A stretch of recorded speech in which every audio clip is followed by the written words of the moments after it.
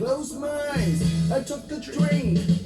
I didn't know it's day or night. I started kissing everything inside. But when I kiss a cup down in 34 and wine, it broke my little bottle of love potion number 9。喺呢個每週連續視頻，一步一步分享我嘅健靚長壽、實際同埋有效嘅方法，令大家少走歪路，省時省錢，甚至賺錢。大家希望多學有實效嘅、有價值嘅秘訣，同埋欣賞我示範嘅勁歌熱舞。請留意，每位朋友每次先要分享俾一個新嘅朋友，俾呢個視頻一個 like， 然後再按鈴訂閱。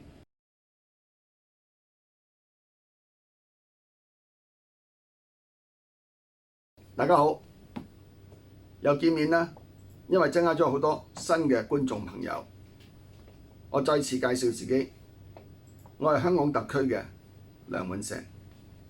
到2023年5月，我剛好係70歲。我臉上、身形、聲音、動作、思想等都好似未到50歲。連我1歲大嘅孫仔嗰時都喺度懷疑呢個爺爺係唔係太年青靚仔呢？為乜嘢都唔似電視熒幕中嗰啲年老嘅爺爺呢？我確實嘅年齡同埋樣子嘅證據就係喺呢個視頻封面嘅左右兩張照片。喺封面左邊嘅照片係1990年跟我個獨生子合照嘅，當時我係37歲。喺封面右邊嘅照片係2023年3月，係跟我嘅孫仔嘅合照。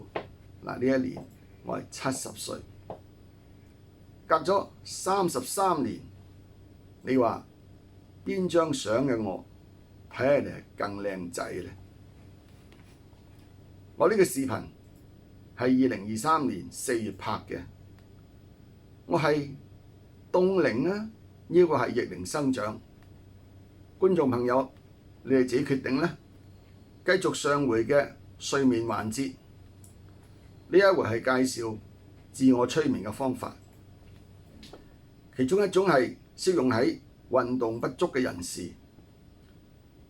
你瞓喺床上邊，首先係盡量蹬直嗰隻腳同埋腳趾幾秒，然後再將個腳掌往上拉幾秒，再重複幾次，直至到腳嗰啲根基都攰啦。咁然後將雙腳就放鬆，再放鬆。呢個時候你只去想住你雙腳放鬆，咁幾分鐘你就會自然入睡㗎啦。如果仍然唔能入睡嘅話你可以開始數綿羊，由1至100，然後重複蹬腳同埋數綿羊。如果呢招唔成功嘅話，仲有第二招。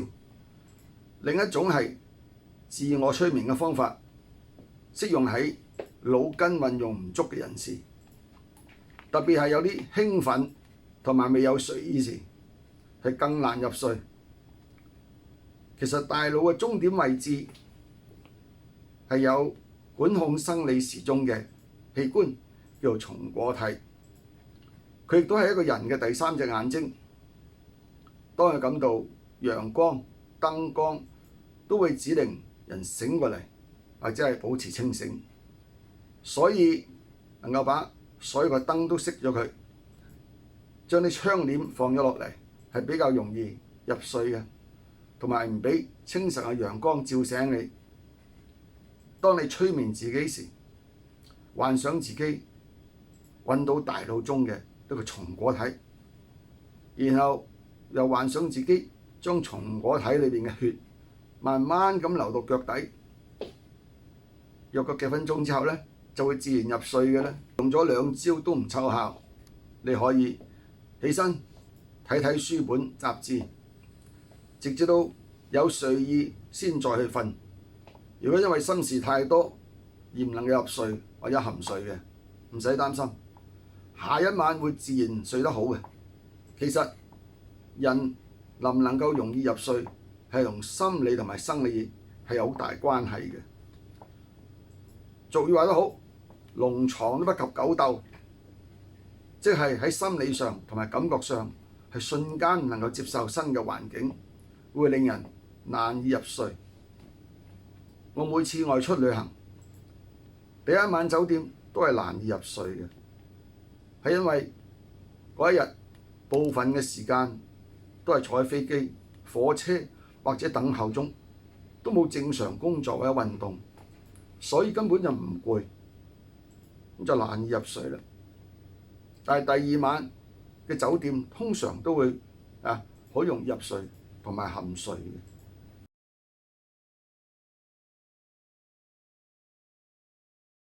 老年人經常唔能夠含睡，主要係夜尿頻繁。我到咗70歲，一晚超過2次小便先至算係過於頻密。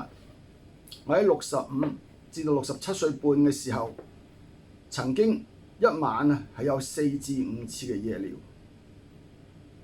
喺嗰段時間，我一天嘅湯、咖啡同埋水總共係約2升，我以為可以足夠嘅，但係營養導師話體重嘅公斤乘0.05升嘅清水先至係足夠。我係約莫重76公斤，所以應該係飲大約3.8升清水。對我嚟講，開始係有啲唔習慣。我用咗3個月嘅時間，先慢慢可以飲到2至到2.5公升嘅清水，但係我每天嘅小便次數係冇增加，而每次尿液量多咗啲，顏色又清淡咗喎。呢個表示我個膀胱容量增加咗，即係膀胱因為尿液多咗而恢復咗彈性啊！就算我喺睡之前飲咗0.3公升開水，夜尿都只係1至2次。呢個説明我個膀胱恢復咗青春啊！後嚟我慢慢感覺飲足夠嘅清水對性功能都有幫助。如果有興趣，可以參閱我嘅《怎樣找回勃起機能》呢個專題嘅文章。喺增加飲開水嘅量20個月之後，我嘅夜尿已經改善到一晚通常都只係1次夜尿。約喺入睡前3個小時之後，然後呢，一直到早上起床先至會小便，但我仍然係一天飲2至到2.5公升嘅清水，未達所謂嘅標準體重公斤乘0.05升。到咗2023年3月，我對飲水多少先健康嘅係有個頓悟。最重要係留意小便嘅顏色是否偏黃同埋有啲異味。如果喺呢個狀況明顯嘅話，就顯示你係食咗甜品或者脂肪過量，要馬上多啲飲返清水，就幫助排毒。同埋喺2-3天之內要減少平常一半嘅甜品同埋脂肪食物，直至到排尿恢復正常嘅淡黃色，先至可以調低返你嘅飲水量。我覺得所謂嘅飲水標準體重公斤乘0.05升係適合排汗較多嘅年青人，因為一次劇烈運動已經可以排出1至到1.5公升嘅汗。一般非體力勞動嘅人亦都會喺皮膚裏邊揮發水分，但飲水過多亦都會對身體有不良嘅影響嘅。我覺得飲清水一天應該唔好少過2公升。另外可以按個人嘅口渴程度同埋尿液嘅顏色調整，咁樣就稍為適合。飲水唔夠會令尿液變黃變濁，會刺激膀胱頻密排尿，經常飲水不足會引起腎結石。我有呢個痛苦嘅經驗啦。喺未開始第二個時間表嘅環節前，我想同大家講一啲哲理，幫助大家去修練成功。要成功先有信念，信念就係基於你自己眼見嘅事實，係最實在嘅。認清楚事實嘅結果，先知道乜嘢對自己係最好、最有效嘅。書籍或者網上都有成千上萬教人哋點樣美容同埋健身嘅介紹説明，但係為乜嘢唔見得大家都健靚起嚟呢？同埋美容健身院反而越開越多喎，失敗嘅個案同埋新聞亦都越嚟越多。舉個例子，患三高嘅人比比皆是，為乜嘢會患上三高呢？其實只係飲食同埋運動唔平衡。好似人人都知道問題喺邊度，但大部分上年紀嘅人都有三高，係因為呢啲人嘅生活唔規律，活動同埋飲食都唔平衡。只要作適當嘅調整同埋實踐，就可以不藥而癒嘅，而且可以健靚長壽，省錢省時省力，少受痛苦，又多受被人讚美。下一回呢，係介紹起床後第一個環節，對身體同埋美容都相當重要嘅，教你點樣眼睛亮麗，頭髮更型，同埋皮膚更有光澤。但係我要求上第5課嘅朋友先要做一啲功課，就係先要想一想，究竟你為乜嘢會眼矇呢？頭髮又稀少，同埋皮膚失去光澤呢？我喺呢個每週嘅視頻會跟大家分享，係一整套嘅藝術生活方式同埋活動，將佢融入你嘅日常生活中，以達到健靚長壽、預防衰老、避免疾病嘅效果。你越能接近我嘅藝術生活方式同埋活動，你越接近我健靚長壽嘅效果。你省下嘅醫療開支同埋治病時間，足夠你扮靚同埋旅遊。請留意，單靠一朝一夕嘅治療，只能治標，不能治本，否則唔使睇醫生啦，所有醫院診所都關門啦。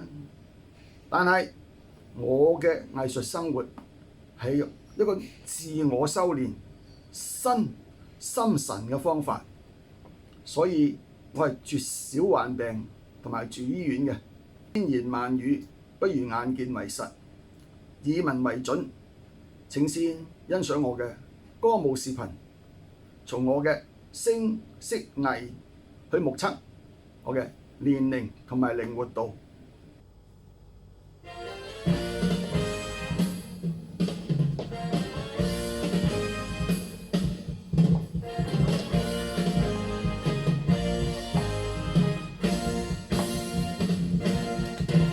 我一見你嬌俏，你那翩翩風采太美妙，跟你在一起永遠沒煩惱。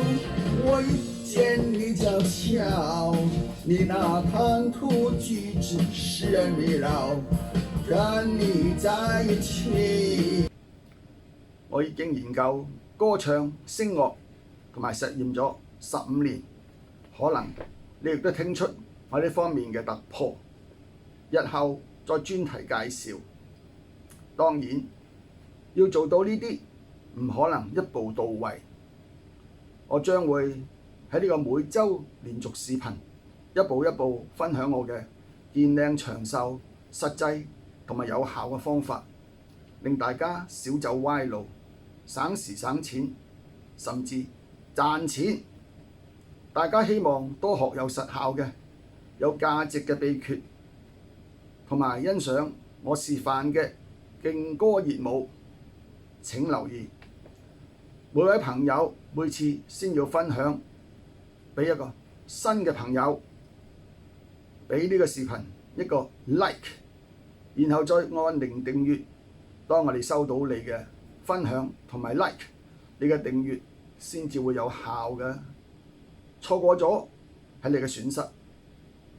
有興趣認識更多更快健靚長壽嘅藝術生活秘訣，請繼續收看有關嘅介紹。下週再見。